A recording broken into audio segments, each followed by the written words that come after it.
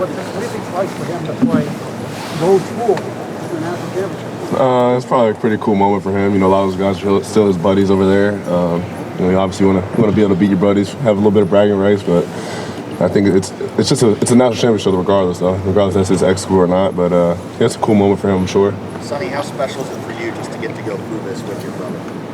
It's super special, you know, being able to play with him on a high level of football, you know, here at Ohio State, and then being able to compete for a national championship. You know, we're both Columbus kids from the area, so being able to have the opportunity to bring a championship back to Columbus is super special. It's a blessing. Sonny, what is it about Pickerton that produces so many good athletes? I don't know. I can't really tell you. I don't know. I don't know if you could say it's the youth programs or something like that. I think you got a lot of there's a variety of different competitions like when I was growing up, so I feel like guys were really competitive and we were always competing against each other growing up.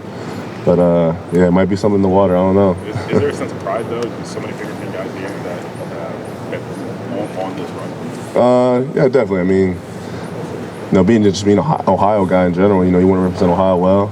You know, it's funny. A lot of guys from like the other states, I don't think they respect Ohio football enough sometimes. Like the Florida guys, Texas guys, but. Yeah, it's just a blessing to be able to represent Ohio, represent Pickerton, and you know, you want to represent them well, obviously. How have you seen your brother grow in this defense? You know, I think he's got a lot better over the past 2 years he's been here. He's got better in man coverage. He's got better in being able to do a variety of different zone drops at nickel.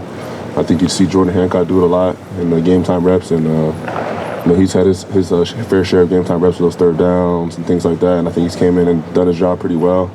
But I think he's just earning trust each week after week after week. He's earning trust with Coach Knowles. So I think you know, he's got to keep getting better. I'm proud of him. So which hit was better? Did you have Tennessee or I don't really know, honestly.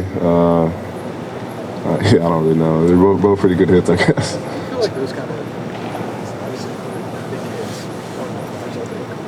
setting the tone for defense, even in the middle of the game, just like those kind of plays that might seem just like one hit. Do you feel like those kind of carry through in the rest of the defense? Yeah, I mean, I think Coach Day talks about all the time. When you go out there and play a game, or you go on the game, there's going to be individual players on both sides of the ball that are setting the tone. Like, for example, you see like Lathan when we played Oregon, hitting that running back early in the game. Like, I feel like that sets a tone. Or you see our O-line firing off the ball, putting people on their back, Travion and Quinshawn running through people. Like, that sets a tone. And I think the rest of the team feeds off that energy. So it definitely does something. Sonny, what stands out?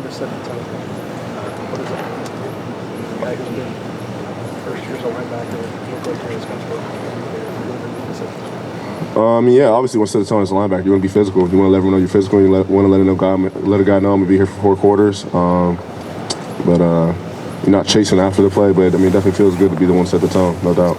Sonny, what stands out to you about Notre Dame's running game? I think they have a variety of running backs that are all explosive. Love, they got 24. They got the other kid 20. I think his dad used to be an NFL player. And then also another part of the run game is quarterback. He's very explosive. He runs hard. But I think there's just a variety of ways they can do it, and they're very physical with the way they run the ball. What's different about defending a team that runs their quarterback as much as Notre Dame does? I mean, Leonard gets like 11 carries a game.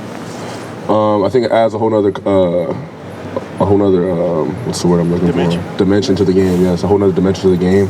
And obviously, when you have a quarterback running the ball, it adds an extra hat in the box, or an extra blocker. So it kind of messes with the defense sometimes. Sometimes you might have to bring an extra hat into the box and match that. So it can be a little tricky sometimes. Is he as dangerous as scrambling as he is with design runs, or it seems like he does both? Yeah, I think he's dangerous either or. I think sometimes those scrambles are more dangerous because you got guys dropping in the coverage, taking their eyes off him for a second, kind of opens up the field for him, and that's like a guaranteed like 10 yards if you don't have someone spying him. So that can hurt you. I mean, you feel like you got everyone covered, and then you turn around, he's sprinting down the field for 10, 15 yards. So what do you pardon me for asking this question, but what do you know more about the wheel route now than you did a few days ago? You understand what I'm saying? Yeah, it was a tough play. Yeah. I mean, you're in cover 3. You got to protect the inside first. It's a fast guy, but I think you got to get hands on him. You got to collision him to mess up the timing of the route. And that was probably what I didn't do right. Yeah, because you know Notre Dame's looking at that play, right? I mean, they no score 2. Yeah. And then the other thing, Lorenzo, when y'all were playing little kids, did you see him more as a DB or a wide receiver way back when? I mean, we were younger, probably a receiver. He didn't play that. Probably more of a receiver. He was always like so explosive. He was scoring so many touchdowns. But as we got to high school, I could see like his build and his speed and size and physicality would definitely work at DB as well. So I was pretty interested to see if he was ever going to switch to DB, which obviously he did now. Sonny, what's the key to dealing with an offense that just finds a way? You got to match their physicality. You got to match their will. I mean, when you say they find a way, I think that has to do something with their will, and it starts with their head coach and Coach Freeman. I think he does a great job with their team, and it flows all the way down through the players. I think the quarterback, Riley Leonard, I think he's a huge part of that will to just get it done. I think you see a lot of times him like 4th and 1s, 4th and 2s, or 3rd and 3s, 3rd and 6s. They give him the ball. I think that's their guy. I think he's a great competitor. He's a great leader. I think the offense feeds off of him. Sonny, thank you very much. Thank you. Thank you, Sonny. Folks, I think we'll have more today on this table here.